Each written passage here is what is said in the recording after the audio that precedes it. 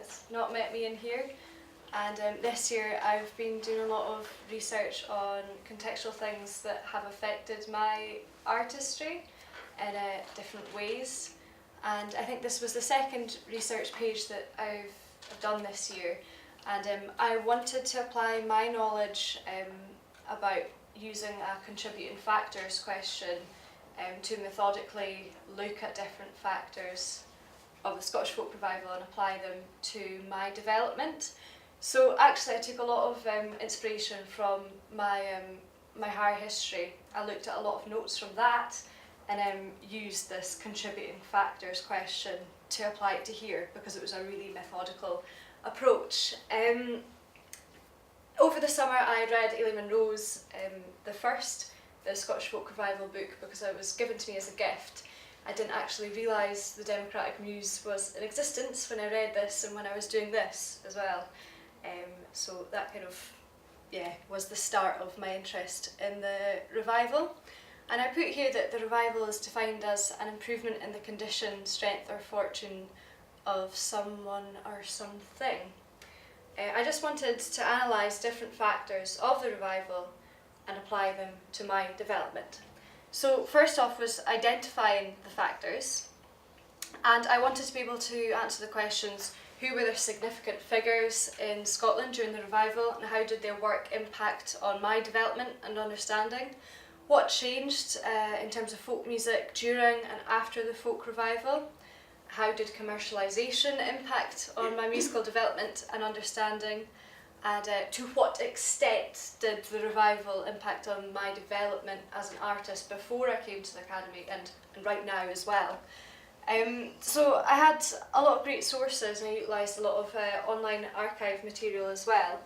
And before I started this, I asked myself the question, is this universal to everyone? And as soon as I asked that, I was quite under the notion that the revival, or the consequences of the revival, may have influenced almost maybe every one of us in here. And it made me realise that the research subject had a lot of scope and was relevant to not just me, but everyone really. For me, the revival marked a shift in the public's engagement with folk song and music. Whilst before folk song maybe, or folk music was really the middle class in terms of collecting and all that, a national consciousness made songwriting and going to sessions a community of practice for people. And in the form of broadcasts and the development of folk festivals and folk clubs, it became almost like a career as opposed to something that was like a Cayley type. The two still existed. But these were my sources, or the main ones, which I found and which I actually had before studying this. I also conducted a fieldwork interview with Danny Cooper. He's a very respected folk singer and he sings a lot of protest songs, but he had a direct involvement with the revival because he was part of the Communist League, and he was friends with Arthur Argo and he helped develop the folk club in Aberdeen, and that became one of the factors which contributed to my musical development, therefore linking the revival with my development again. I decided to look at different archive material that's online, including Tober Dulcas or Kista Richards' interview with Pete Shepherd, who discussed the TMSA. And to try and do this methodically,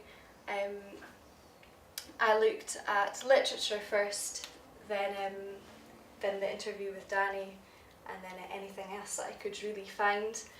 And that was really that. My findings, really, I knew what I wanted to talk about before I set off to do this, because I could already sense what was going to really influence me, what's already influenced me. So the factors which were the most relevant and relatable to me and my development would probably be the development of the TMSA, which spanned from the folk revival.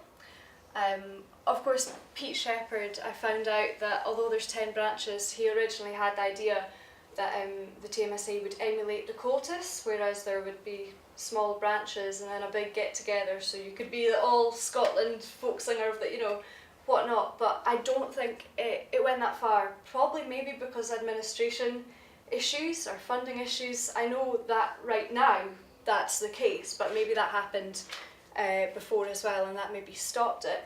But there's 10 branches, and the first branch that I probably ever went to was C20th Festival when I was 5 years old. I was taken by my family and almost forced to enter in Doric poetry, and I really didn't enjoy it. But after meeting a lot of judges and people who were very encouraging, it was almost as if I was just encouraged into singing, and I began to compete in ballad competitions, and there would be several branch competitions that I would go along to. And throughout my life, the TMSA has given me so much opportunities to compete and to meet tradition bearers and to meet judges and to also gain repertoire. A lot of the repertoire that I actually sing publicly, although I've been studying here for 2 years, still actually comes from my engagement in competitions. Because when you're at a competition, you're listening to people who are singing the rawest, most genuine form of traditional song because there are rules. And in that way, I almost was conditioned to sing in a really particular style and to have this repertoire, and only after coming here have I actually sung stuff that's not traditional, which is actually really nice to not be confined to that traditional ballad and the form of ballad that you have to sing, and you sing it with this particular style. But at the same time, I'm really glad that I have been brought up in that kind of way, but it's all changing. The TMSA has been consistent throughout my life, providing opportunities to sing in a colloquial environment in sing-arounds and ceilidhs, which of course stems from the revival, as well as in a formal way in competitions, and as well as the Young Trad Tour, which is this year. It's still consistently impacting on my life, and working within the board of directors to understand how an organisation which exists to promote trad music and trad song exists. So I think without that, my development wouldn't have been the same. Just because I met these tradition bearers such as Joe and Scott Gardner and Alan Taylor, who really just encouraged me more so than my family, because there's no singers in my family. So it was almost as if I was put to this in a sort of babysitting way, and I think that's probably one of the most the largest factors, probably because I was introduced to a community of practice almost when I was about 5 years old. And the next thing that I'd probably talk about as being the next second best thing which has contributed to my development is folk clubs. And Aileen Munro in her 1996 book commented that folk clubs have been the backbone of the revival. In Scotland there was such a growth of folk clubs, and especially in the northeast, Aberdeen Folk Club was established in 1962 by Arthur Argo, and many source singers who I've been pointed in their direction to listen to have appeared at that folk club or have guested at it, whether they be local or visiting. And I think the collecting that's went on at the folk club as well has also contributed to literary collections which have influenced me.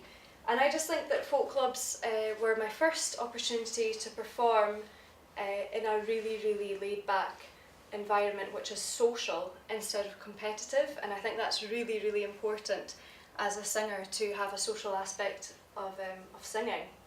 It stood the test of time, Aberdeen Folk Club, and growing up I was a regular at it, travelling almost 80 miles a round trip to go in there, and many singers who were guests went on to influence me, whether they are dead or whether they're alive, such as Jimmy McBeath and Hamish Imlich, Norman Kennedy of course.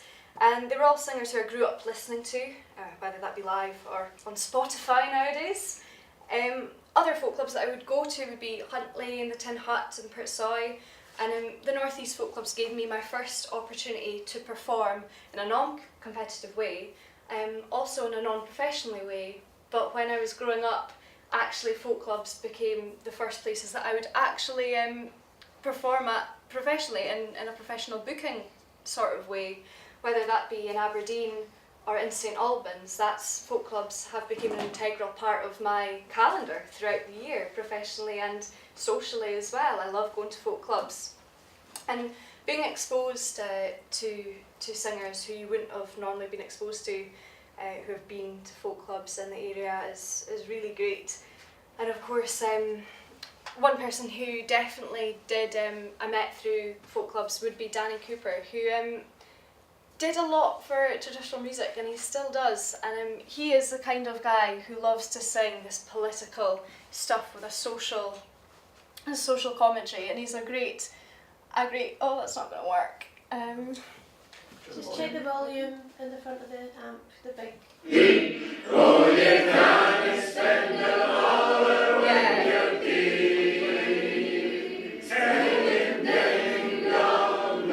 So this kind of singing is what I would say I'm used to in the northeast, and this was recorded at Killarley.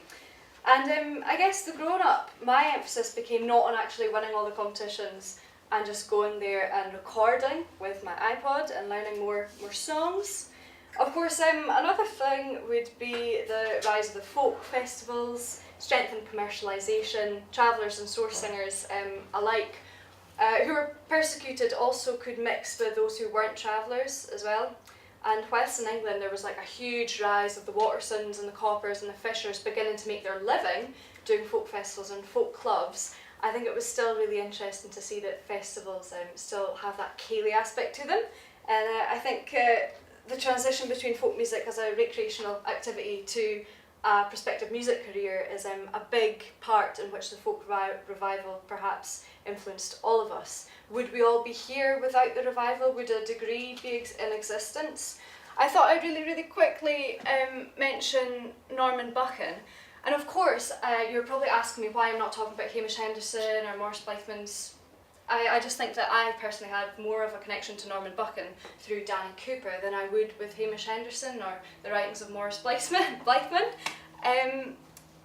He created the Ballad Club, which evidently saw singers like Anne Nielsen and all that go to and come out of, who effectively have educated this generation of singers, my generation, through teaching here or doing the ballad workshop.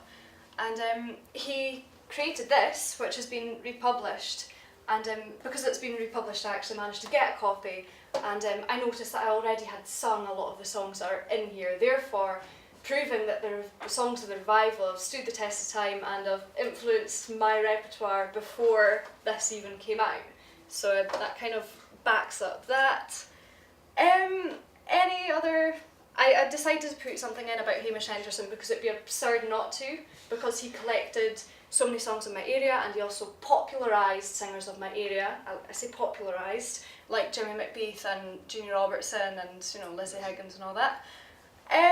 Publications and writers, all of these have been really useful and getting songs. So actually all of the publications that came out of the revival, well, a lot of them that I've got here have been really important and for references, really worthwhile references.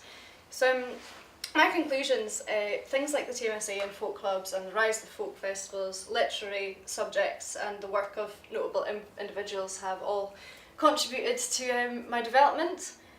And for further reading, I initially wanted this to be about the American folk revival and its influences on the Scottish folk revival, about McCarthyism and the Wobblies, because I really enjoyed reading that chapter of Aileen Munro's book, and I really wanted to develop that, but I realised I needed to narrow the scope, especially for this presentation, especially for here. And to go on, I would actually like to study catalytic effects of the American and the Scotch revival. So this is topics for further reading.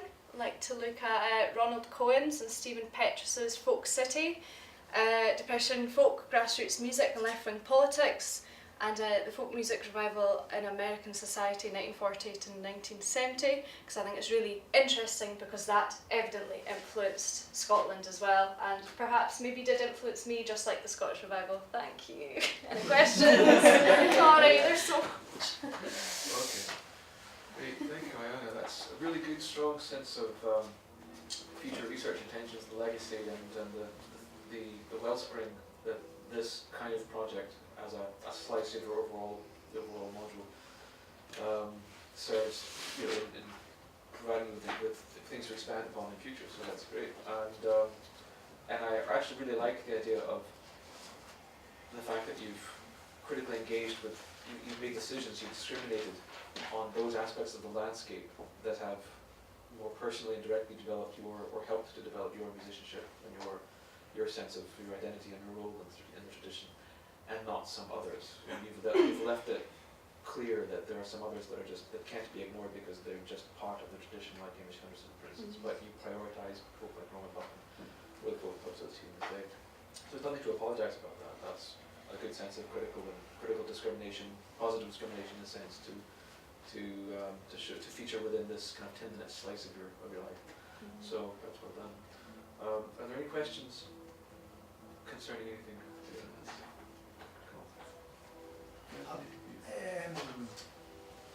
It's probably before your time, but did you ever consider really interesting sessions like Tam Reid and people like that, and Gar Logie, or the sessions at the Globe, or even Mark Cameron's informally, or places? I don't know if that had any sort of influence or impact upon you, but some good bothy ballad singers, etc., etc. There's plenty of fiddlers, etc. Okay, so the Globe was way before my time, same with Mark Cameron's. Yeah. Also, I came here when I was 17, so I couldn't get into pubs. Right. I also lived in Aberdeen when I was That's so 17, fun. so I didn't go to a lot of these Yeah, sessions. right, yeah. But yeah, one of that recordings is from Killarley. I've been to Killarley as a punter, as a guest, and I've been around all these bothy ballad singers. But contrary to what a lot of interviews say, or what press actually say about me, I'm not a bothy ballad singer. I'm actually not good at bothy ballads, because I always felt like the guys were great and I looked up to them, and I actually enjoyed listening to them. Yeah. And therefore at competitions I would just do the traditional ballad because I really understood that format, whereas the bothy ballad I preferred to listen, and I'm not a strong bothy ballad singer at all, and that's something that I'm developing at RCS. So I thought that I would leave out that, but I never met Tam Reid, but of course I met Eric Simpson and his daughter, and I've been up to Killarley quite a lot, and that has shaped me, but I've only really been 3 or 4 times.